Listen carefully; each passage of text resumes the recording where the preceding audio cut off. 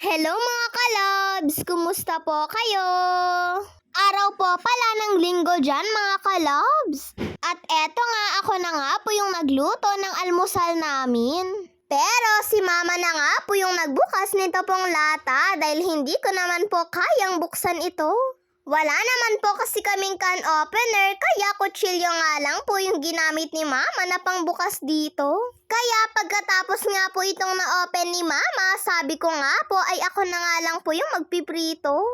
Argentina beef loaf po pala ito mga kalabs. Ganito po kasi kami lagi kapag po nagpiprito ng mga ganito. Dapat nga po laging may itlog. Para sa amin po kasi mas masarap pa rin po kapag po may itlog Nagpainit na rin po pala ako dito ng kawali at mantika. Nagamit na nga po itong mantika, pero gagamitin ko nga po ulit dahil sayang naman po. At nung mainit na nga, eto at inumpisahan ko na nga din po ang pagpiprito. Mabilis lang naman po ang pagpiprito mga kalabs. Noong una nga ay takot pa nga po ako sa pagpiprito. Baka po kasi ay matalsikan ako ng mantika. Pero nung palagi na nga din po akong nagpiprito ay medyo nasanay na nga din po ako. Wag nga lang po sa mga isda na talaga pong tumatalsik dahil talagang lalagyan ko na nga po yun ng arena. Medyo natatakot pa rin po kasi ako kahit papaano. Pero kapag po mga ganitong prito-prito lang, tulad na nga lang po ng itlog, meatloaf, hotdog at iba pa nga po na madaling iprito, kayang-kaya ko na po yun mga kalabs. At eto nga, naprito ko na nga din po yung unang nailagay ko.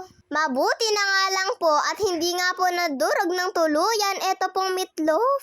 Habang hinihiwa-hiwa ko po kasi ay nadudurog nga po. Pero nung naglagay nga po ako ng itlog, mabuti na lang at hindi nga po nadurog. Pinanghuli ko nga lang pong pinrito eto pong itlog na may durog-durog na beef loaf. At pagkaluto nga ay isinalin ko na nga din po ito sa plato.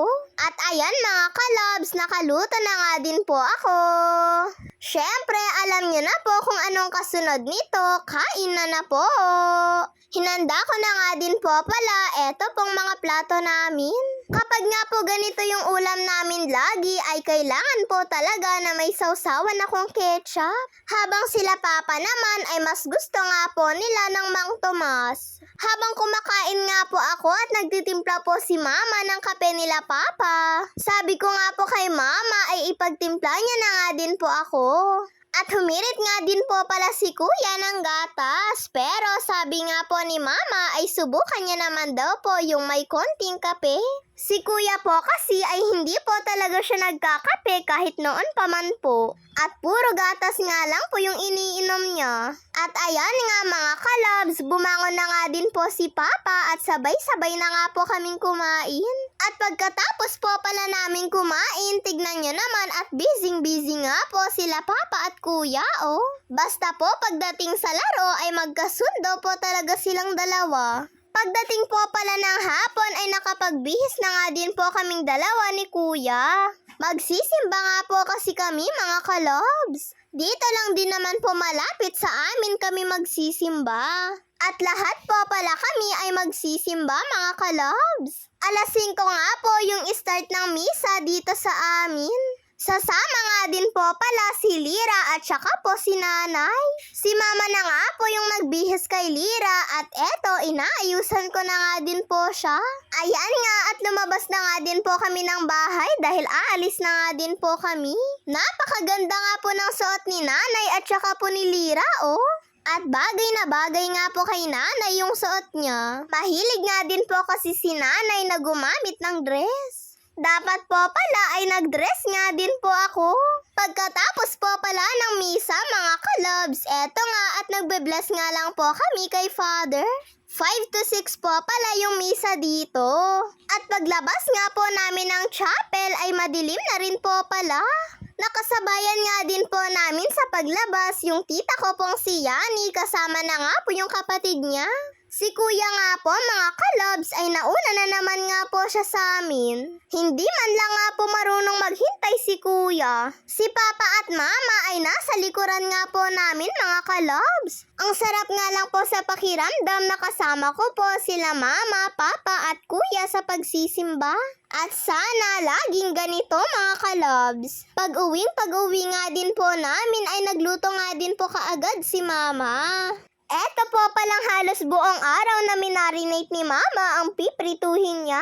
Gusto nga po namin kapag po ganito yung niluluto ni mama na na-marinate ng matagal. Parang barbecue nga po kasi yung lasa nito mga kalobs. Kumbaga sa ihaw, si mama nga po mga kalobs ay sa kawali niya nga po niluluto. Sa totoo lang ay sobrang bango nga po ng amoy ng bahay dahil nga po dito sa niluluto ni mama.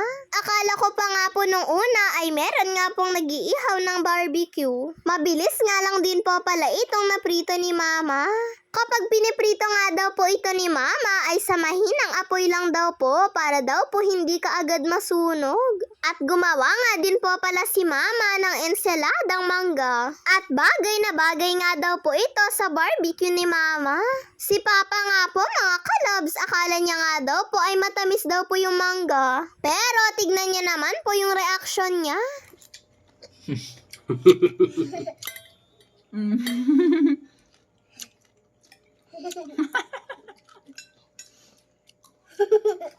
Tawang-tawang. Si Jude, ng reaction yan. Dapat pa, may alamang to. At nung tapos na nga po akong kumain ay tsaka naman po nagbigay si tito ng monggo. Sayang naman kaya eto at pinapapak ko na nga lang po. Pero si papa ay hindi pa nga po siya tapos kumain. Inayawan niya na nga din po yung mangga dahil maasim nga daw po. Yun lang po mga kalobs. Maraming salamat po sa panonood ninyo. God bless to all. Bye-bye po.